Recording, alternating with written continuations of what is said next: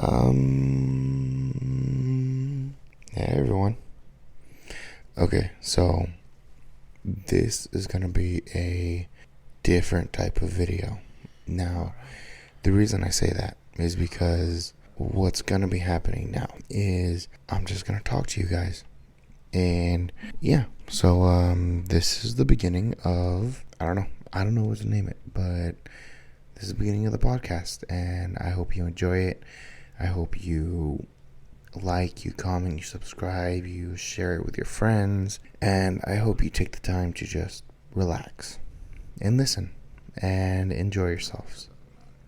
So yeah, let's jump right on into it, shall we? A little backstory on me. I'm a veteran. I was in the Marine Corps from June 15th, 2015 to November 8th, 2019. I worked on F-18s, loved what I did, but let's not start there. Now, unless I am mistaken, this will come out on a Friday. So let's start with Frightening Friday. Now, many of you don't know. Many of you don't know me at all. I believe in the paranormal, ghosts, spirits, demons, etc. I believe in that, and a lot of people don't, and that's okay. Everyone can believe in what they want to believe in, to each their own. I am not going to say you are right, you are wrong. This is my belief, this is my experience, as well as these are some experiences of things that were told to me. So let me start off with one of my own. When I was in high school, I will not say the name of the high school. When I was in high school, at one point I was helping out with a play. They were doing this really cheesy, ridiculous version of Midsummer Night's Dream, which is a beautiful play. It's amazing. And Shakespeare, masterpiece. Our high school completely butchered it, and it was terrible. So, anyways, one night, everybody leaves. They go home, and I stay back to clean up the prop room because I was like, you know what? I'm here. I might as well do my best, because the reason I was there was my friends asked me, like, hey, can you help out with the play, be like a stagehand and blah, blah, blah. I was like, yeah, sure, why not? So, me, being who I am, I try to give it my all, no matter what I do. Doesn't matter. So, I stayed back to clean up. Everybody leaves. Last person takes off. They're like, hey, leaving. See you tomorrow. And I'm like, yeah. They leave. And I'm cleaning up. I'm putting the props away. Making sure everything's swept. And make sure everything is nice and clean. And then I hear the door to the stage close. Thing to know about this door is this. If that door closes and you don't prop it open, you are locked in there. And you are screwed. Let me just tell you. There's no way to get out of there. So, me being the nice person I was back then, I went and I was like, hey, who's in here? And I received no response. So I'm like, okay. I leave the room. I already heard all my Mexican ancestors saying, hey, cabrón, ¿qué estás haciendo, hijo de tu puta madre? ¿Por qué te vas a ir para allá? No, si escuchas un ruido, te vas. You don't go near the sound. What are you doing? Me, being a teenager, thinking, oh, I'm big and bad. I go to check it out. And then I see that the stage door, sure enough, it's closed. So what do? I open it up, I prop it open, and I walk inside. It is pitch black in this auditorium. And I'm like, okay. So I use my phone, and this was back when iPhones didn't have the flashlight. Or you had to download a flashlight app in order for it to turn on the light that you take pictures with. I turn on my phone. I turn the brightness up, and I flip the screen outwards. And I'm trying to look around using that. I'm shouting out like, hello, who's in here? And I hear nothing. There's no response. I'm like, all right. So what do? Do I leave? Do I run away? No. I do the dumb thing and I walk out onto the stage. I walk out and I'm just like, I go center stage. I may or may not have done a couple of dumb things, but like, to be or not to be, that is the question. Though I know that this is Macbeth and not A Midsummer's Night Dream, I shall still say it because I am a dumbass. I did a lot of goofy stuff, but I was still like, hey, who's in here? Everyone's leaving. Director said, hey, it's time to go home. Whatever. I hear nothing, but I do feel something. It feels like just boom, boom, boom. Something is stomping on this stage. I'm not talking about like, oh, just stomping around. No, these were so solid that I could feel them through my shoes. And this stage, I was on there when like 20 other kids were just, because that's how they would start their rehearsal and whatever. So I'm like, okay, that's weird. Did I leave? No. What did I do? I started asking questions. Okay, what is that? Weird. Okay, who's here? I can hear you. I couldn't hear anything. I was trying to be brave. And all of a sudden, along with this doom, doom, doom, these were massive stomps, may I remind you. I start hearing like a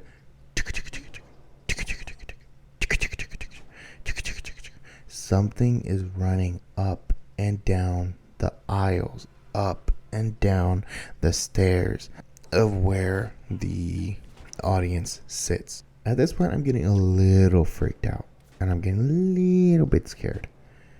What do? Do I leave? Do I run away? No. I stay there, terrified out of my mind, wondering what the hell is going on. I'm like, okay, this is not funny. Who is here? What are you doing? This is not funny. It's time to flip and go. And I get no response. I'm starting to get a little agitated. I'm like, all right, this is not funny. Everything is still going on as I'm getting irritated. And all of a sudden, I hear the stage lights start to creak and start to move and start to make noise. And I'm like, okay, maybe it's my friend Dede. Maybe she's messing with me. So I call her. I'm like, hey, are you up by the stage lights right now? Are you trying to mess with me? Trying to scare me? She's like, no. I'm like, prove it. So what does she do? This was back when FaceTime was relatively new. So you had to kind of, in order to really FaceTime, you had to have the phone flipped around. There was no front-facing cameras. So what did she do? She had the camera towards herself, and she was showing that, nope, I'm in my room. I'm nowhere near there. And at that point, I got really scared. I was like, okay, cool, thanks. See you tomorrow. And I hung up. Then I got this bone-chilling sensation down my spine. And all of a sudden, I hear the creaking stop. The running up and down the aisles stops, but the stomping does not stop. I feel it getting closer to me, and I know it is getting closer because I can feel the reverberations getting closer to me. They are intensifying. Boom, boom, boom, boom, boom, boom. I am now frozen in wondering what is coming up behind me. I do not move. I barely breathe. And I can feel just sweat coming down my face. And then I feel 3 sharp fingers touch my shoulder and a soft wind against my ear. It just goes, and I hear, "Hello there." At that point, I was so terrified. I ran as fast as I could out of that auditorium. And after that day, I never stayed there alone.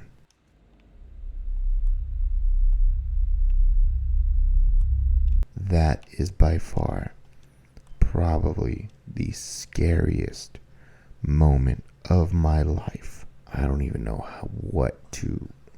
I don't even know how to explain the fear that gripped me. It was like my heart was in a vice grip. It was terrifying. Oh, man. And another experience I had. Now, this one, it may not have been an actual experience because maybe people were messing with me. It was at my graduation party. And, we're all having fun. We're just living it up. Hey, congratulations, you graduated. And it's late at night. It's around like midnight, maybe closer to 1 o'clock. Kind of like, it is right now while I'm recording this. Anyways, so I look outside and it's kind of like that scene from The Exorcist. Well, not so much the scene, but the cover art of The Exorcist, where the priest is standing underneath the one single streetlight. And it looks like there's a little girl out there. And I look out there and I'm like, what the what? Like, why is there a little girl standing out there? Why are her parents letting her outside this late? Mind you, she looked like she couldn't be any more than maybe 10. Maybe. And I'm asking her, do you guys see that little girl out there? And I look back and she's still standing there. And people come over, family members come over, my friends come over, and they're like, okay, that was a lie. I don't have any friends. I didn't have any friends. But my family members come over and they're like, what little girl? And I'm like, you guys are messing with me right now. There's a little girl standing underneath that street light right now. You guys cannot tell me you don't see that. They're just like, we don't see any little girl. No, this is impossible. You guys are messing with me. There's no way you do not see that little girl right there. She's standing right there. She's barefoot outside at 1 o'clock at night underneath a streetlight, and it is freezing cold out there. You guys do not see her. And they're like, no, we don't see her. So I call my brother over, and my brother, he has never, to my knowledge, has ever lied to me to that point, up to that point in time. I'm fairly certain since then he probably has. Anyways, so I was like, hey, little brother, come here.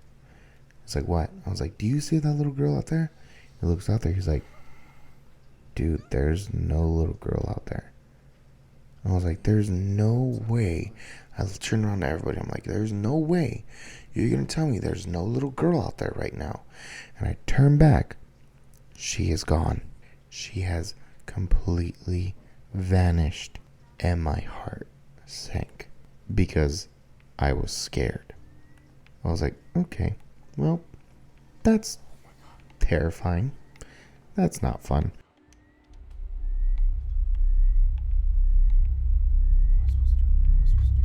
But yeah, that's a little one. It was, not as scary. But this next one, this one was a lot scarier than that one. When I was in NAS Oceana for my C school, and by C school, it's my secondary schooling for my MOS for when I was in the Marine Corps. My MOS, I was an F-18's technician. So for that, part of it, you would have to go to, for your A school, you would have to go to Pensacola, Florida. And then for your C school, you would have to go to NAS Oceana in Virginia. So while I was in Oceana, I had this roommate, and I don't know what it was about this guy, but there was always some kind of vibes off with him. Later on, he ended up getting kicked out for drugs, but that's a story for a different day. Anyways, so one night, I'm just chilling in my room, I'm falling asleep, and all of a sudden, it feels like something's pushing on my rear end, and I'm like, if this guy is touching me right now, I'm about to bust every bone in his body. Because 1, don't touch me when I'm trying to sleep.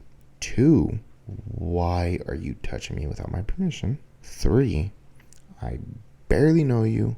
Do not touch me. So then I'm like, okay, I'm about to swing. So I turn around, and all of a sudden there is just this black shadow, just dark as can be. And I'm like, thinking to myself, what the frick? What in the world is going on right now? And my eyes are wide open, and I can hear my roommate snoring. And I'm just like, what in the world is going on right now? And I'm like, without trying to lose this thing from my eyesight, I'm trying to reach for my phone to turn on the flashlight on it. And sure enough, as I'm doing that, this shadow slowly moves back and goes to my wall locker, which is, I guess, kind of like a cabinet, kind of a double cabinet, where you hang your clothes in. Goes back, goes up, goes back, and stays on top of my wall locker. There's not enough room for anything to be between the top of my wall locker and the ceiling. And it was pitch black in my room. For me to be able to see this thing and get its outline in this room, it was darker than dark. It was darker than night. I finally grabbed my phone, turned on the flashlight, and it was gone. That is experience 1. Experience 2, at NAS Oceana. One night, again, I'm trying to fall asleep, and all of a sudden, as I'm trying to sleep, I'm hearing rustling coming from my roommate's bed. And I'm like, I'm about to throw a pillow at this guy. Why is he moving around so much? And so I'm hearing it just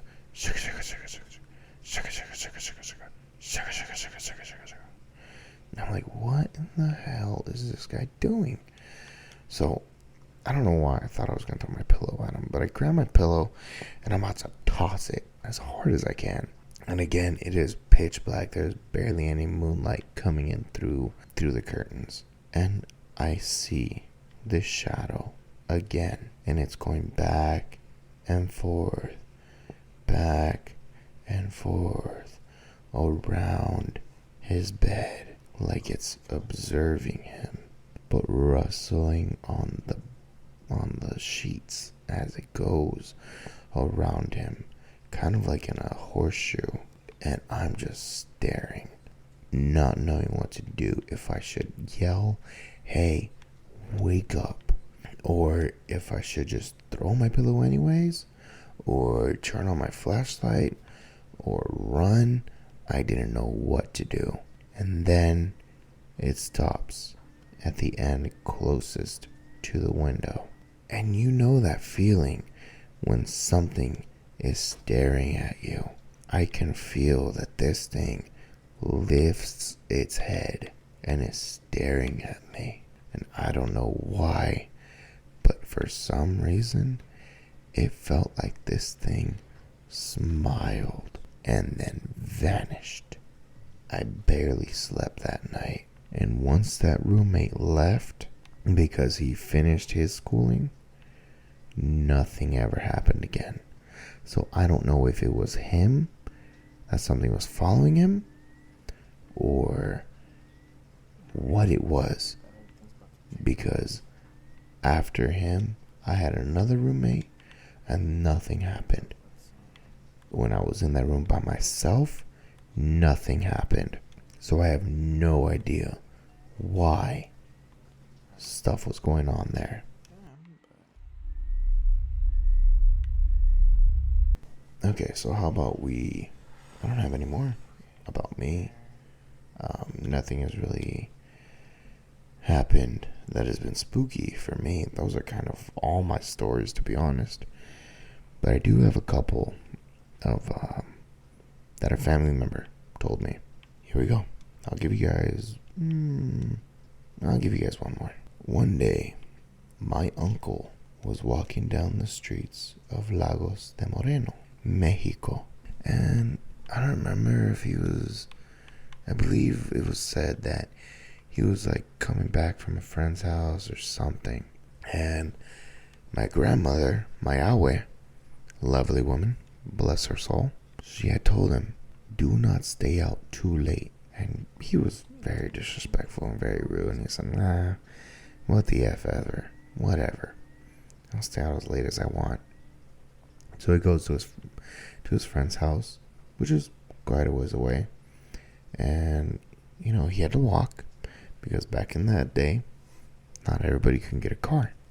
So he walks, takes him a couple hours, gets there, does whatever it is that he's doing. Sun starts to go down. He's like, you know what? All right, I'll go home. So then he starts to walk home. And he's taking his time. The sun is starting to set. Still some sunlight. Not too dark. And then all of a sudden, he sees this old man on a corner. And this old man stares at him and says, hey, kid, it's getting dark. You better get home. And my uncle, being the disrespectful little jackass that he was, went, whatever. F you, old man. I'll do what I want. Keeps walking. Walks for a little bit. Maybe, 2 blocks. All of a sudden he sees the same old man. The old man says, hey, kid, you better get home. It's getting dark out now. Uncle, kind of a little perturbed, says, whatever. F you, old man. I'm gonna keep walking. Keeps walking. My uncle goes even further now. He sees the old man again. This time, the old man has a black dog with him. And the old man says, hey, you better get home. It's getting really dark now. My uncle, a little freaked out, says, whatever. F you. I'm gonna keep walking my pace. I ain't gonna listen to you. So, keeps walking. But now he's a little more freaked out. Walks a little bit faster. The sun is setting.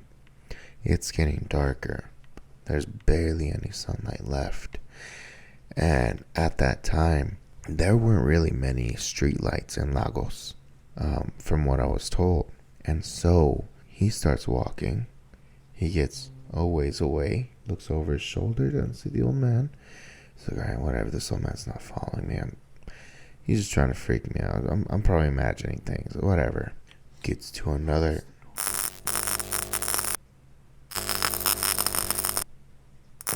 I kid you not, the lights just flickered while I'm telling this story. That was creepy. I'm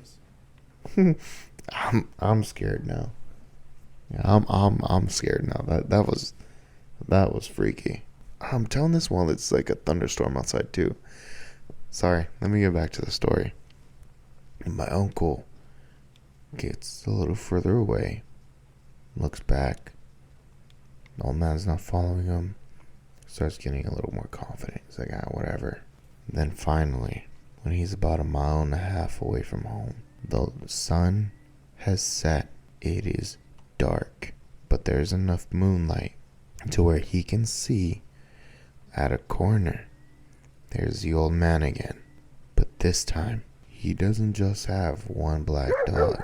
He has 2, and they are snarling and barking, and he's holding them on the chain, and he is holding them back. And then he tells my uncle, I told you, you should have gone home, kid, and lets the dogs go. My uncle proceeds to book it as fast as he can back home with these dogs in tail, and he hears the old man laughing.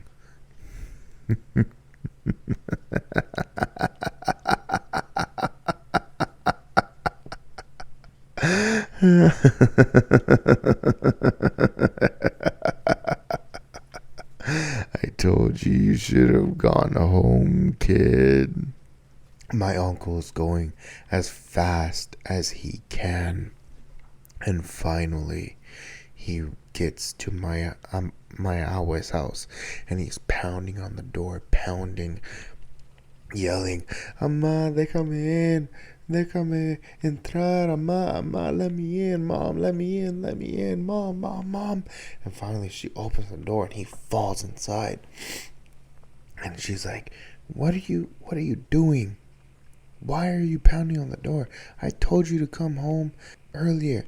You should not have been out that late. She's starting to scold him, and he goes, Mom, look, you don't see the dogs. You don't see the dogs right there. The old man, his dogs were chasing me. And my abuela looks out the door, and she goes, Ni hay perros ahí, güey. ¿De qué estás hablando? There are no dogs there.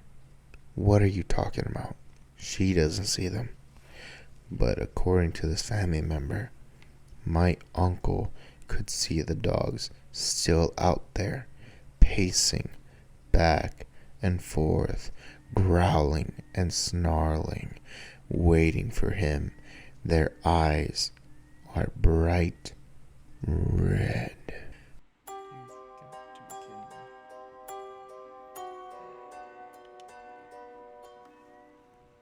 I want to thank you all for attending the first episode of our podcast. If you enjoyed this, please let me know. Please leave a like, comment, subscribe, share with your friends, share with your family, and I will be back with another episode soon. This was fun. I enjoyed it. As a matter of fact, I would like to do more scary stories. Maybe we can have one where I'm just BSing with you guys and talking, and then we can also have one like this, telling scary stories, and yeah, we can have fun. This is GueroBlade Cruise signing off. Thank you for joining. I'll see you in the next one. Bye, guys. And remember, fear keeps us alive.